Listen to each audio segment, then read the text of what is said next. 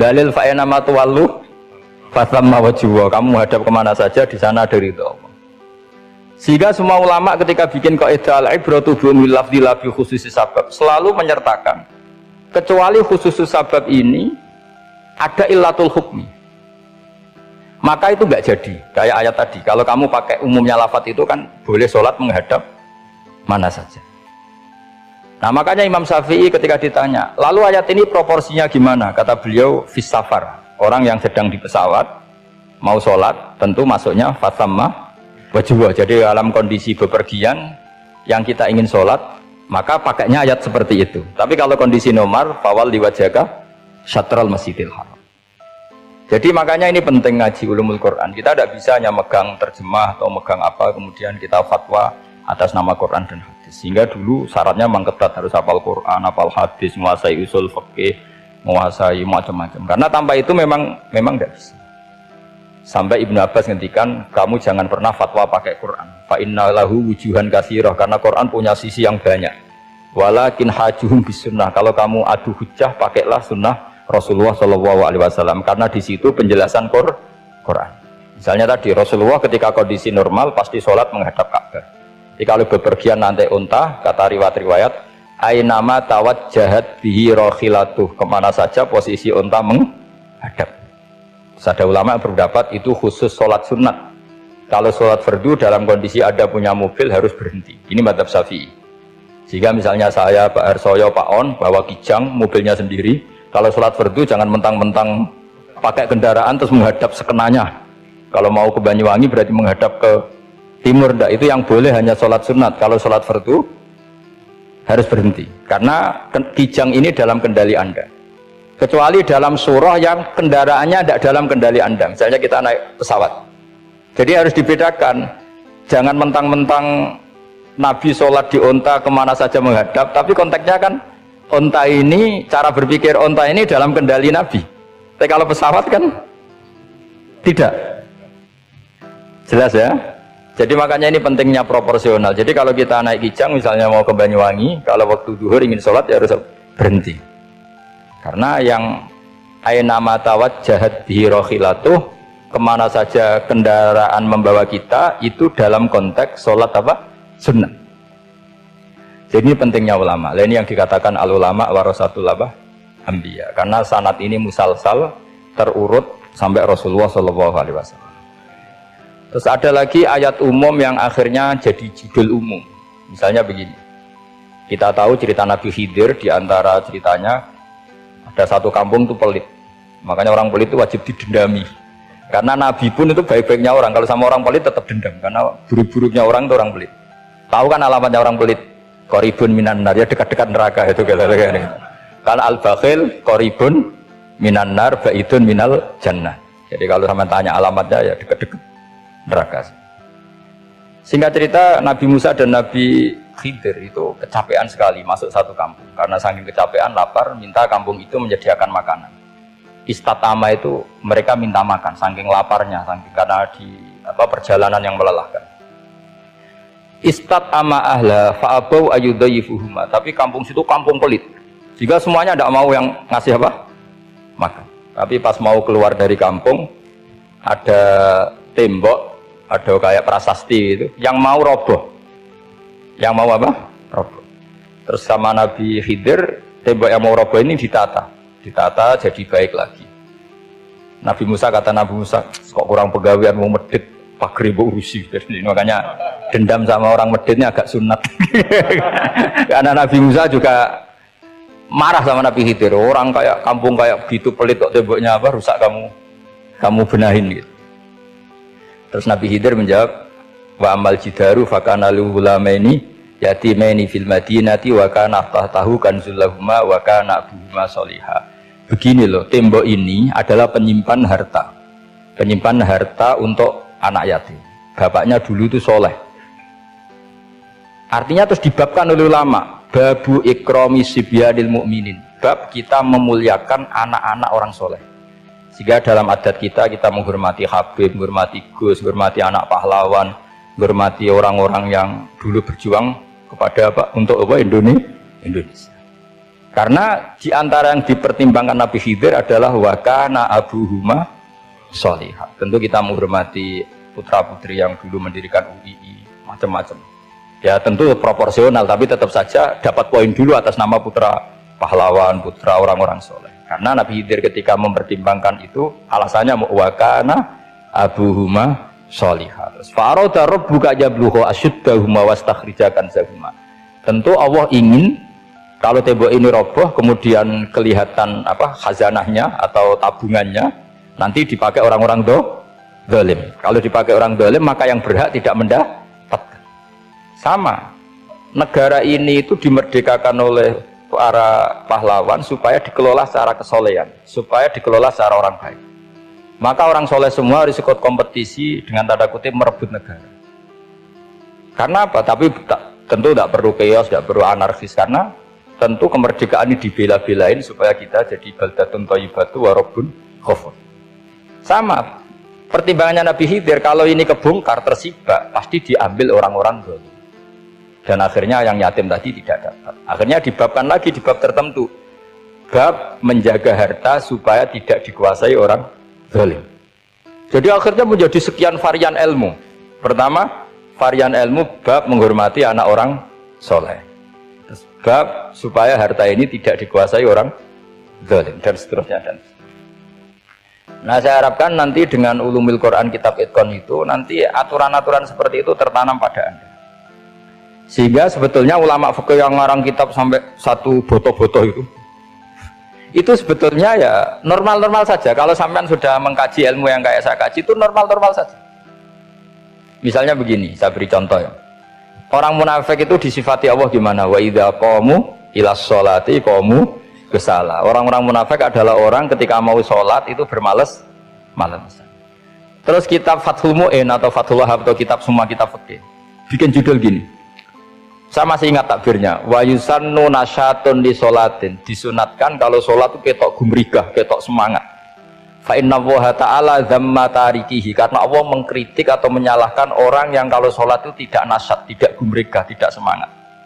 Mergo seperti itu adalah fi'lul munafikin, perilakunya orang munafik. Terus ditulis wa idza qamu ila sholati qamu kusala. Artinya di situ Allah mengkritik orang munafik. Kenapa? Karena kalau sholat males-malesan. Anda ingin bersifat kayak orang munafik apa bersifat kayak Rasulullah? Tentu ingin seperti Rasulullah. Kalau ingin seperti Rasulullah ya wasari'u ila maghfiratim mir rabbikum. Kalau ada kebaikan harus cepat-cepat, harus disegerakan. Nah, sehingga nanti babnya ya sudah tidak tentang orang munafik. Babnya begini, babul musara'ah ilal khairat wa tarkil kasli. Bab bergesa-gesa atau bergegas dalam kebaikan dan meninggalkan malas. Jadi tidak lagi tentang sholat tapi tentang kebaikan apa saja. Jadi kalau kamu punya hutang bisa nyaur jam 7, nyaur jam 9 pasti disalahkan Allah. Karena bisa saja dalam 2 jam ini kita mati. Paham ya? Begitu juga kalau kita sholat bisa awalal waktu, kenapa tidak awalal waktu? Meskipun akhir waktu ya dibolehkan. Itu ya tadi babnya ya tentang wa idza qamu, orang munafik itu ya seperti itu. Akhirnya apa? Ayat ini turun tentang orang munafik tapi pemaknaannya Ini disaksikan orang-orang tua kita ini, ada Pak Ersoya, ada Pak On. Pemahaman ini harus dikawal dan ini tradisi ulama. Saya pastikan di pondok-pondok atau di Al-Azhar di mana saja, Itqan itu dipakai disertasi doktor. Jadi kalau betul nanti kita mengkaji itu sudah doktor semua, doktor tafsir semua, dadaan maksudnya. Memang itu mau tidak mau dan itu mudah sekali. Saya ulang lagi itu mudah sekali. Kenapa kata Imam Syafi'i fa innal uqula muttaratun ila qabril haqqi, karena akal itu dipaksa untuk menerima kebenaran. Ciri utama kebenaran kata Rasulullah matma'an nabi qabr. Jadi menerima itu pasti clear. Makanya disebut kebenaran itu ma'ruf, mudah dikenali. Sesuatu yang salah bahasa Arabnya itu mungkar, angkarohul aklu. Akal itu tidak nyaman. Makanya disebut apa? Munkar, sesuatu yang diingkari. Akal itu asing. Ya asing tuh, misalnya sepeda motor ini milik siapa? Milik Zaid. Ya sudah lah saya pakai, tidak usah pamit. Akal pasti ini kok aneh, kok nggak milik orang, kok nggak pamit. Akal pasti nggak terima. Makanya agama itu hanya menerima al-ma'ruf yang mudah dikenali dan menolak al-mungkar, sesuatu yang akal itu nggak terima. Jadi Imam Bukhari ketika ditanya, kenapa kamu salim itu bisa mensarai sanad-sanad Rasulullah? Kata beliau, kalau kamu akalnya normal itu ya gampang saja. Terus ditanya, contohkan. Beliau contohnya begini. Pernah syurrahul hadis, para pensarah hadis itu habis otaknya. Gara-gara Imam Bukhari bikin judul begini. Babu sihhati tolakil akhras. Ingat-ingat ya. Babu sihhati tolakil akhras. Bab sahnya tolaknya orang bisu. Orang bisu itu orang nggak bisa ngomong tuh kalau bahasa Jogja. Bisu ya? Bisu. Bisu itu cerita bab sah tolaknya orang akhras. Ternyata apa? Sekian riwayat yang dipakai itu begini. Ana wa kafilul yatim kahataini fil jannah. Nabi pernah ngendikan saya dan yang merawat anak yatim kahataini fil jannah. Wa asyara bi musabbihatihi wal wusta. Pokoknya Nabi ngendikan begini. Paham ya? Maksudnya apa? Betapa yang rawat anak yatim itu sangat dekat dengan apa? Dekat dengan Nabi di apa? Surga. Terus hadisnya berikutnya asyahru hakada pakai tangan 10, ahakada wa hakada wa hakada berarti 30. Asyahru hakada wa hakada wa hakada berarti berapa? 29. Terus berikutnya hadis Aisyah sholat lama, terus ditanya orang di tengah-tengah sholat, Aisyah kenapa sholat lama? Fa'asyarat nahwas sama. Kemudian Aisyah memberi isyarah nahwas sama. Ternyata saat itu gerhana apa? Mata. Itu syurahul hadis bingung semua. Ini cerita tolaknya orang bisusah kok ngelantur kemana-mana ini. Ternyata maksudnya Bukhari begini, maksudnya Imam Bukhari. Penjelasan yang namanya tolak itu kan sihhat. Ya sihhat, tahu sihhat akad lah kalau dalam bahasa Jogja mungkin. Kalau kamu nikah kan angkah tuka wazah terus bilang apa qabil tu nikahaha wa taswiyah. Terus kalau kamu menceraikan istri kamu bilang kamu saya ceraikan. Yang dikatakan sihhat itu adalah ekspresi atau implementasi dari sesuatu. Misalnya kamu ingin tolak, bilang saja tolak.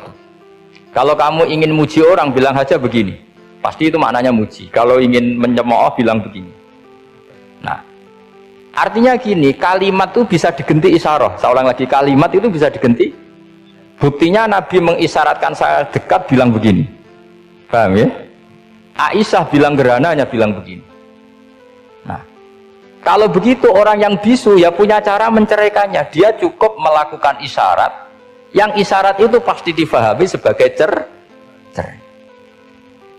Artinya kalau orang memahami Quran hadis seperti itu, hal-hal yang mungkin nggak terlintas dalam pikiran Anda, ternyata itu jadi dalil. Artinya apa? Rasulullah yang bisa ngendikan saja kadang menjelaskan sesuatu pakai isyarah. Nah, dengan demikian terus jadi rumus. Al-isyarah al-mufhimah bimanzilatin nutki. Isyarah yang memahamkan sama dengan ucapan. Sehingga ini pengganti ijab qabul. Nah, itu cara-cara memahami istihad, memahami Quran dan hadis. Caranya gimana? Kita harus belajar ulumul Quran. Ya, perangkat yang dipakai seluruh dunia termasuk kitab Itqan itu. Dan kitab Sajaratul Ma'arif itu yang saya kaji dan dikaji seluruh ulama di dunia. Karena saya tidak biasa ngaji tanpa kitab yang perlu kita kaji. Saya sendiri itu bisa seperti ini ya barokahnya kitab-kitab itu. Jadi gak terlintas tapi ya tadi. Rasulullah yang bisa ngendikan saja, sering iktifa, sering ngalap cukup dengan apa? Isyarah. Oh kalau gitu berarti al-isyarah bimanzilatin nutki. Isyarah itu sama dengan ijab dan qabul. Apalagi ini orang akhras, orang bisu yang nggak bisa ngomong. Lalu kalau tolak kayak apa, kalau nikah kayak apa? Ya tapi Imam Bukhari itu uniknya tadi bikin judul Babu Sihhati Tolakil Akhras, kemudian cerita anak wa kafilul yatim. Nah, itu kalau orang kan nggak sambung, ini sambungnya di mana? Kemana cerita anak yatim? Ternyata kata kuncinya kahata ini seperti ini dan orang paham sangat sangat. Makanya hati-hati dengan isyarah karena kalau itu betul mengganti lafaz, berarti Anda kalau nyuwun sewu melafadzkan tolak terganti isyarah, ya agak masalah. Tapi semoga enggak lah. Istri satu kok dicerai nanti nggak punya istri, nanti malah repot. Tapi ini kan saya cerita ilmu saja, ya saya cerita apa? Cerita. Jadi kalau ada orang bilang semua yang ada di dunia itu ada di Quran, itu caranya ya seperti ini, jangan kayak orang-orang yang terlalu tekstual. Karena kalau seperti ini pasti semua ada di dunia itu ada di Quran. Karena cara pemahamannya seperti ini. Saya sering ditanya kenapa bumi ada likuifaksi macam-macam. Memang dari Quran, bayangannya Quran seperti itu. Amin tuman fis sama ayyakhsifa bikumul ardo fa idza hiya tamur. Memang dari awal Allah bikin bumi ini potensinya malah likuifaksi. Potensinya itu melumer. Tamur itu memang maknanya melumer. Dan ketika Allah nyifati bumi wal ardi dzatis sada, sod pun maknanya pecah. Dan Allah tidak sekedar mengatakan pecah, dzatis sod, sifat dasar bumi itu mudah pecah. Jadi kalau dzat itu sifat dasar. Jadi meskipun Quran tidak meneliti spesifik kayak para ahli gempa, tapi dari awal Allah ngendikan bumi itu dzatis sod wal ardi dzatis sod. Bumi adalah berkarakter pecah. Kenapa berkarakter pecah? Karena dari awal bumi ini lempengan-lempengan. Di Quran ya dijelaskan gitu. Wa fil ardi qita'um mutajawirat. Bumi ya kelihatannya banyak, kelihatan satu, sebetulnya dari kit'ah, dari potongan. Nah, kit'ah itu jamaknya kitok.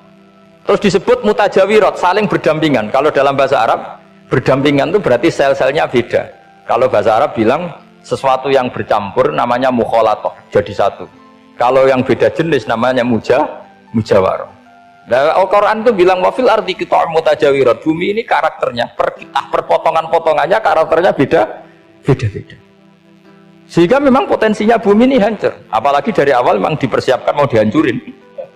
Makanya nggak usah takut kiamat. Memang rencana Tuhan mau dihancurin. Makanya sanggup takwa saja. Kalau ingin menghentikan penghancuran ini tidak bisa. Itu sudah dalam rencana Tuhan pasti di. Makanya kalau orang sufi ditanya, kenapa tidak bangun rumah? Tuhan aja mau rencana ngancurin bumi kok rumah tak tata nanti juga hancur. Tapi kalau di Islam kota saya ngomong gitu kan dia apa ini orang nggak jelas ini kan gitu. Padahal yang kedonyan itu yang nggak jelas sebetulnya. Tapi ini saya cerita jadi supaya UII ya yang didirikan ulama-ulama. Saya masih ingat ketika Profesor Zaini cerita, Pak Zaini saya ini kan kiai, saya tidak punya gelar apa kok jangan minta bantuan ini. Katanya Pak Zaini dulu UII ya didirikan banyak kiai dan sebagian pendirinya juga nggak punya gelar katanya. Tapi mendingan nggak punya gelar manfaat daripada punya gelar nggak manfaat. Malah problem. Tapi ya nggak masalah. Sudah ada manfaat, tidak punya gelar malah repot lagi. Sudah cara berpikir gitu saja. Sudah. Pokoknya sementing semuanya baik apa saja. Jadi nanti setelah sampean mengkaji ulumul Quran ya tadi seperti yang dikatakan Imam Syafi'i itu gampang sekali. Kenapa gampang? Karena fa'innal uqula muttarratun ila qabulil haq. Akal ini pasti dipaksa untuk menerima kebenaran. Kayak saya berkali-kali ditanya sama seorang kiai, kenapa sih Gus masalah la ilaha illallah kok sampai Nabi ngendikan wa in zana wa in saraka. Siapapun yang melafadzkan la ilaha illallah Muhammadur Rasulullah itu suatu saat pasti masuk surga. Meskipun dia pernah zina, pernah maling. Itu jelas teks hadis di Bukhari, di Muslim, wa in zana wa in saraka. Meskipun zina dan ini bukan berarti Nabi melegalkan perzinahan, enggak, ma'adzallah, enggak akan terjadi. Nabi melegalkan perzinahan. Tapi Nabi ingin ngendikan begini, absolutisme kebenaran itu tidak terganggu oleh kesolehan dan kefasikan. Karena kebenaran absolut siapapun akan ngomong seperti itu. Saya berkali-kali nyontohkan, Rektor Al-Azhar akan bilang 1 tambah 1, 2. Lonte ya bilang 2, koruptor ya bilang 2, KPK ya bilang 2, 01 ya bilang 2, 02 ya bilang 2. Karena absolutisme kebenaran. Dan Nabi itu ingin mengatakan bahwa Allah Tuhan ini kebenaran sejati, sehingga siapapun yang melafadzkan sah. Sehingga orang yang kafir 70 tahun sekali melafadzkan syahadat sah. Tidak usah begini, Pak kafir soleh dulu ya beberapa tahun gitu, baru anda sah melafadzkan kalimat la ilaha. Tidak ada seperti itu. Semua ulama ijma orang kafir 70 tahun melafadzkan la ilaha illallah sekali langsung menjadi muslim. Kenapa sah? Kebenaran absolut tidak bersyarat kesolehan maupun kefasikan. Kayak tadi orang bilang 1 tambah 1 harus profesor apa anak TK boleh? Jangan mentang-mentang profesor, doktor, rektor, UGM atau UI. Tadi anak kecil bilang berapa? 1 tambah 1, 2. Sudah aku tak bilang 4. Tidak bisa. Kebenaran absolut itu orang akan sepak. Nah, Quran itu termasuk kebenarannya absolut. Maka harusnya siapapun bisa memahami Quran. Termasuk orang yang sebelum Islam. Sekarang saya tanya ke sampean, ketika Umar masuk Islam karena dengar Quran itu dulu dengarnya apa dulu Islamnya? Dulu dengarnya dan dia paham. Wa ma huwa min kalamil basar, ini enggak mungkin omongan manusia seindah ini. Karena mudah difahami Quran. Nah sekarang enggak, karena ada sistem akademik. Itu terus orang macam-macam urutannya. Jadi repot sekarang. Kalau kata tafsir At-Tabari lebih ekstrim lagi. Itla yuqalu masalan ifham bima la aqlala. Jadi orang-orang kafir ini kan, orang-orang kafir Mekah ini kan, Rasulullah jadi nabi ini kan semua orang masih kafir. Enggak ada mahasiswa UI, enggak ada orang NU, enggak ada orang Muhammadiyah. Semuanya orang kafir, semuanya masih kafir. Terus Nabi membawa Quran, maka kitab pertama itu bukan ya ayuhan nahdiyun, ya ayuhal muhammadiyun. Kitab pertama kul ya ayuhal kafirun, karena pendengarnya semuanya kafir. Dan itu mereka paham. Tapi nanti soal hidayat nomor 2, tapi mereka itu yang jelas paham.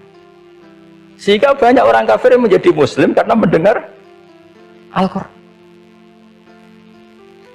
Jadi ini penting diketahui karena kebenaran itu milik siapa saja dan akan mudah dipahami.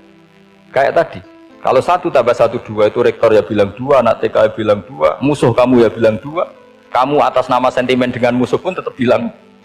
Nah di sini kadang Nabi ngendikan mangqala la ilaha illallah dakhalal jannah wa in zana wa in sarqa. Proporsinya seperti itu, bukan berarti Nabi melegalkan zina, bahwa kalimat ini kalimat yang kebenarannya absolut sehingga siapapun sah mengatakan itu, meyakini itu meskipun punya masa lalu seperti. Jadi jangan salah makna terus Nabi melegalkan, tidak sama sekali. Jadi saya mohon ini jadikan satu ilmu, bahwa ilmu adalah tetap apa? Sehingga ada ayat kulil ladzina kafaru iyantahu yughfar lahum ma qad salam. Katakan kepada orang-orang kafir, sekali menghentikan kekafirannya yughfar lahum ma qad salam, maka kekafiran di masa lalu dianggap hilang dan dia hanya dengan status yang sekarang, yaitu seorang mukmin. Karena dia disahkan melafadzkan la ilaha illallah. Makanya pernah ada cerita, ini penting saya utarakan ke jenengan. Ada orang kumpul kebo, singkat cerita, kumpul kebo lelaki sama perempuan. Suatu saat Nabi dikasih tahu sama tetangganya, ya Rasulullah, orang yang biasa kumpul kebo itu sekarang sudah nikah. Jawabannya Nabi unik. Alhamdulillah, kira-kira gitu kalau bahasa Indonesia, qad kharaja min sifahin ila nikahin. Dia sudah keluar dari tradisi zina, sekarang dia sudah dengan kehormatan nikah. Maksudnya gini, kalau malam Senin dia belum nikah, kumpulnya kan masih kumpul kebo bertahun-tahun gitu. Paginya dia nikah, malamnya kumpul sudah kumpul sunnah karena sudah nikah. Jadi tak sama seperti tadi. Kalau dia belum melafadzkan kalimat tauhid, ya statusnya dia kafir. Sekali melakukan kalimat tauhid, ya statusnya dia muslim atau mukmin. Sama.